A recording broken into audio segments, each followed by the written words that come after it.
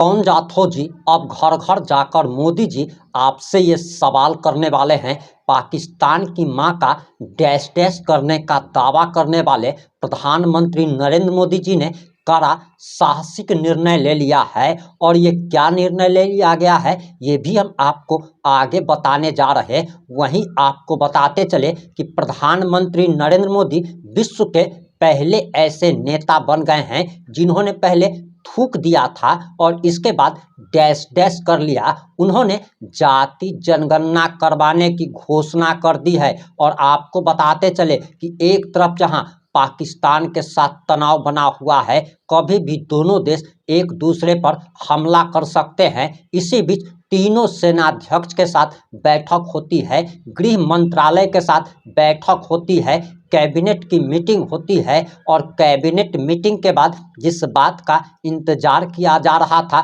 खैर वो तो नहीं हुआ, लेकिन प्रधानमंत्री नरेंद्र मोदी ने देश में जाति जनगणना करवाने का अब ठान लिया है। उन्होंने फैसला सुना दिया है कि अब घर घर जाकर लोग यह पूछेंगे कि आप कौन जात हो। अब इस पर तेजस्वी यादव का भी बड़ा बयान आ गया है। लालू प्रसाद यादव ने तो नाक रगड़वाने की बात कही थी और राहुल गांधी तो साफ तौर पर कह रहे हैं कि हमने मोदी को झुकने पर मजबूर कर दिया है। और बिहार के बताए हुए रास्ते पर आखिर प्रधानमंत्री नरेंद्र मोदी को क्यों चलना पड़ा और जाति जनगणना करवाने का इसे मास्टर स्ट्रोक क्यों बताया जा रहा है, इसके पीछे की सच्चाई क्या है, आखिर मोदी की ऐसी क्या मजबूरी बन गई कि उन्हें जाति जनगणना करवाने की घोषणा करनी पड़ी, ये तमाम बातें इस 7 से 8 मिनट की रिपोर्ट में हम आपको बताने जा रहे हैं।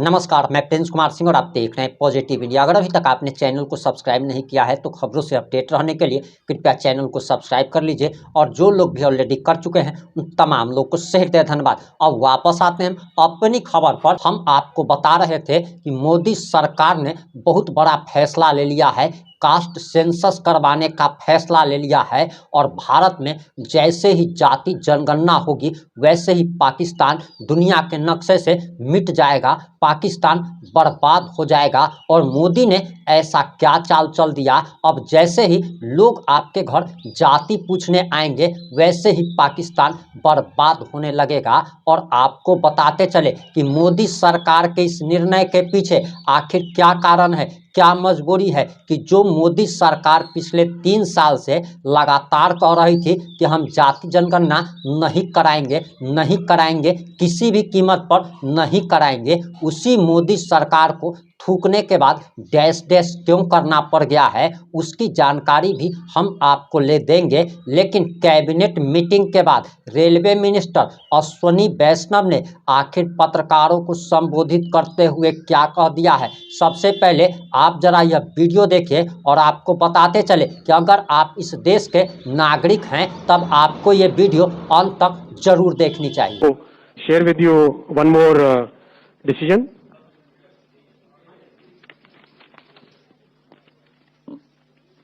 साथियों, आप सब जानते हैं कि कांग्रेस की सरकारों ने आज तक जाति जनगणना का विरोध किया है। आजादी की बाद की सभी जनगणनाओं में जातियों की जनगणना नहीं की गई। 1947 के बाद से अगर देखें, वर्ष 2010 में तत्कालीन प्रधानमंत्री दिवंगत डॉक्टर मनमोहन सिंह जी ने लोकसभा में आश्वासन दिया था कि जाति जनगणना पर कैबिनेट में विचार किया जाएगा।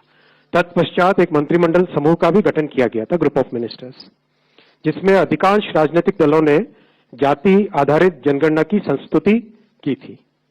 इसके बावजूद कांग्रेस की सरकार ने जाति जनगणना के बजाय एक सर्वे कराना ही उचित समझा।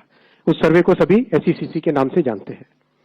इस सब के बावजूद कांग्रेस और इंडी गठबंधन के दलों ने जाति जनगणना के विषय को केवल अपने राजनीतिक लाभ के लिए उपयोग किया।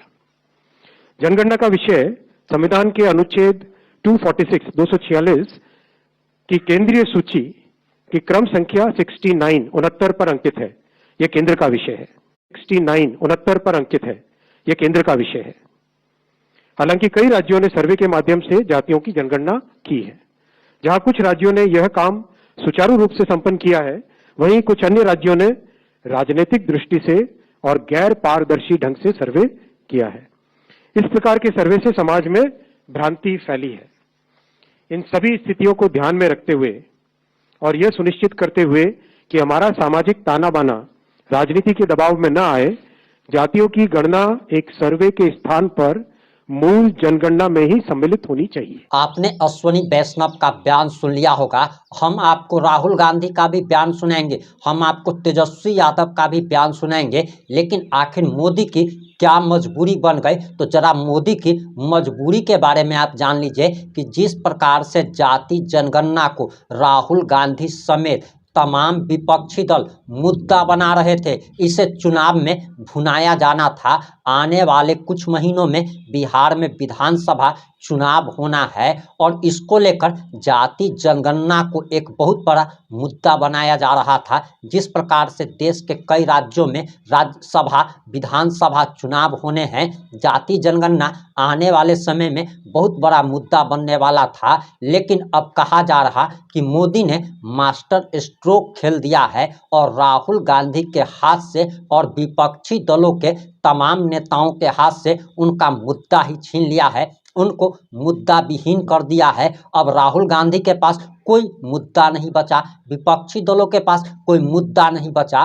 लेकिन एक चीज़ तो क्लियर है कि मोदी सरकार से जिस बात की उपेक्षा की जा रही थी कि वह पाकिस्तान पर हमले का ऑर्डर दे सकते हैं, पाकिस्तान पर सर्जिकल स्ट्राइक हो सकती है, वगैरह वगैरह बहुत बड़ी बात बोली जा रही थी। लेकिन मोदी जी की इस घोषणा के बाद तो अब उनके दावे और वादे फीसदी साबित हो रहे हैं। खैर, अभी समय नहीं है कि मोदी सरकार की खिंचाई करने का, बहुत सारा पोल हम भी खोलने वाले हैं, लेकिन उसके लिए अच्छे वक्त का इंतजार कर रहे हैं, क्योंकि देश तो अभी भी शोक में डूबा हुआ है और ये समय है देश के साथ खड़े रहने का, अपने प्रधानमंत्री के साथ खड़े रहने का। वहीं तेजस्वी यादव ने क्या कहा है वो पहले आप जरा सुनिए। जो है और हम लोगों के मांगों पर हम लोगों का जो मुख्य लड़ाई रहा, आज उस पर केंद्र सरकार को भी झुकना पड़ा और केंद्र सरकार ने निर्णय लिया है कि जो अगला सेंसस होगा उसमें जातीय जनगणना को भी इंक्लूड किया जाएगा। हालांकि ये केवल घोषणा है, 21 में सेंसस होना था, कब होगा ये किसी को नहीं पता है, लेकिन जो परिसीमन है उससे पहले जो है सेंसस कराना होता है। तो उम्मीद है कि ये परिसीमन से पहले ये सेंसस कराएंगे और सेंसस में जातीय जनगणना का भी एक कॉलम जो है जात का भी होगा। जो लोग हम लोगों पे आरोप लगाते थे जातिवादी लोग हैं, जात पात फैलाता है, आज उन सभी के मुंह पर जो है तगड़ा तमाचा जो है लगा है। था कि कास्ट सेंसस को हम करवा के छोड़ेंगे और हमने ये भी कहा था कि 50% की जो कैप है, जो आर्टिफिशियल दीवार लगा रखी है, उसको भी हम तोड़ के हटाएंगे। पता नहीं क्या हुआ, सडनली 11 साल बाद नरेंद्र मोदी जी कहते थे कि सिर्फ 4 जाते हैं, सडनली कास्ट सेंसस का अनाउंसमेंट किया।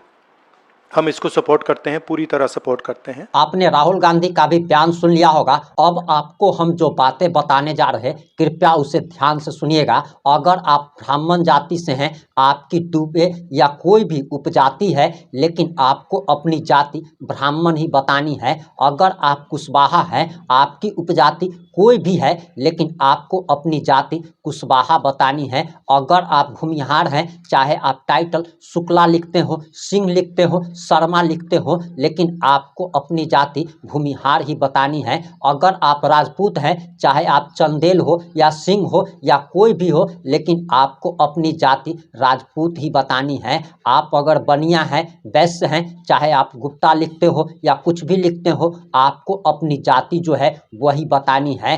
अगर आप पासवान जाति से हैं, आप चाहे चौधरी उपजाति लिखते हो या फिर पासवान लिखते हो, लेकिन आपको अपनी जाति पासवान ही बतानी है। और ये बात हम इसलिए कह रहे हैं क्योंकि ये तो राजनीतिक दलों की चाल है। आपको पहले जातियों में बांटा जाएगा, उसके बाद आपको उपजातियों में बांटा जाएगा और उसके बाद आपसे वोट बटोरा जाएगा। और एक चीज़ और जान लीजिए कि हो सकता है कि कास्ट सेंसस के बाद जिस जाति की जितनी जनसंख्या निकल के सामने आएगी उस अनुसार योजना भी बनाई जाए, तो आप अपने उपजातियों में मत बटिएगा और अपनी जाति जो जाति है उसी को जरूर लिखवाइएगा। अब आगे इस पर कोई भी नया अपडेट आएगा तो हम आपको जरूर बताएंगे। वैसे और समय का हम इंतजार कर रहे हैं और समय आने दीजिए, हम मोदी सरकार की भी पोल खोलेंगे कि आखिर 8 दिन बीत जाने के बावजूद भी, और 8 दिन पहलगाम हादसे को हो चुके हैं, लेकिन मोदी सरकार ने अब तक किया क्या है? तो मोदी सरकार ने यही किया है कि सिंधु नदी का पानी रोकने का दावा किया था। दूसरी तरफ मोदी सरकार ने जाति जनगणना की घोषणा कर दी है। जैसे मोदी सरकार ये सोच रही हो कि जैसे ही भारत में जाति जनगणना होगी पाकिस्तान दुनिया के नक्शे से मिट जाएगा। इन सारी घटनाओं पर आपकी क्या प्रतिक्रिया है? अपनी प्रतिक्रिया जरूर दीजिएगा। जुड़े रहे हमारे साथ। जय हिंद, जय भारत।